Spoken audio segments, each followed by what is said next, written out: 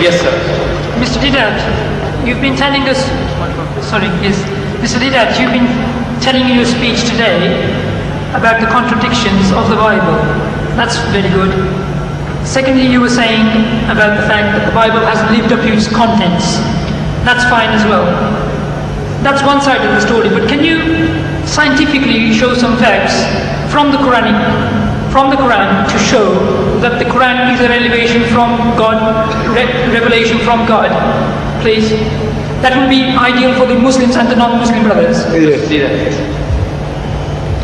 You see, there are so many things in the Quran which lends itself to scientific discoveries and proving of creation.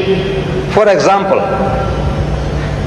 you see, if you meet one of these young men or learned people, those who say that there is no God, it's one of the answers to the previous question. Now it depends on the type of person that you are meeting. You can use the type of facts that you have at your disposal. You meet a man of learning, a doctor, a professor of astronomy, biology or whatever, and yet he says that there is no God.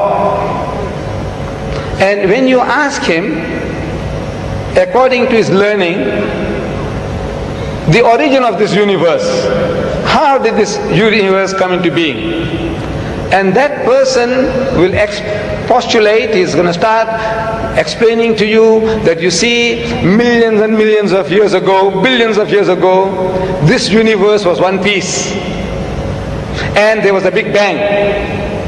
And out of that Big Bang, that explosion, this universe came into being and things started moving in space, and they have been ever since moving at a regular pace. So that type of a person, we might ask, he says, now, where did you get this idea from? When did you learn this about the Big Bang? So no, yesterday. Because 50 years is yesterday in the history of man. 50 years is only like yesterday. So he discovered that there was a Big Bang according to our astronomers, according to our physicists, and out of that this universe came into being. So he said, you see, an illiterate man in the desert 1,400 years ago, he couldn't have known that, could he? So he says, no, never. So he says, well, listen, now we quote the Quran. Allah says in the Quran, أَوَلَمْ يَرَ الَّذِينَ كَفَرُوا. Do not the unbelievers see? These atheists, these agnostics, those who say that there is no God, can't they see? أَوَلَمْ يَرَ الَّذِينَ كَفَرُوا أَنَّ السَّمَاوَاتِ وَالْأَرْضَ كَانَتَ رَتْقًا. That the heavens and the earth were joined together as one unit of creation. فَتَقْنَاهُمَا. And he split them asunder. And the biologist, you ask him, where does life originate? He says, in the sea, in the water, in the mire. Where did you get that from? He said, no, it's our discovery. When did you make the discovery? He said, yesterday. Because 50 years is yesterday in the history of man. So an illiterate man in the desert, he couldn't have known this. He said, never. Well, listen. Allah tells us through Muhammad, he said, وَجَعَلْنَا مِنَ الْمَاءِ كُلَّ شَيْءٍ حَيٍّ. And he has made from water every living thing. أَفَلَا يُؤْمِنُونَ. Will you then not believe? You atheist, you agnostic, you man of science, will you not believe? He said, look, where did Muhammad get all these ideas from?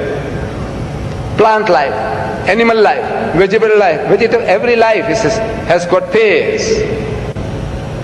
1400 years ago in the desert, this man is talking. Where did he get the idea from? He says, Subhanallazi khalaqal azwaja kullaha. Says, glory be to God who has created mates of everything.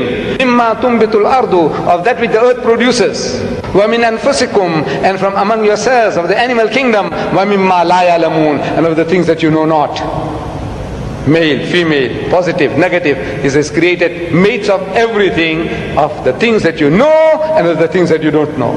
So these are for people with eyes, with sense. They can see that this is not the work of Muhammad. An illiterate man in the desert could never have been able to utter these things. It is from the source of creation who has been giving it to him, that this is the book of God.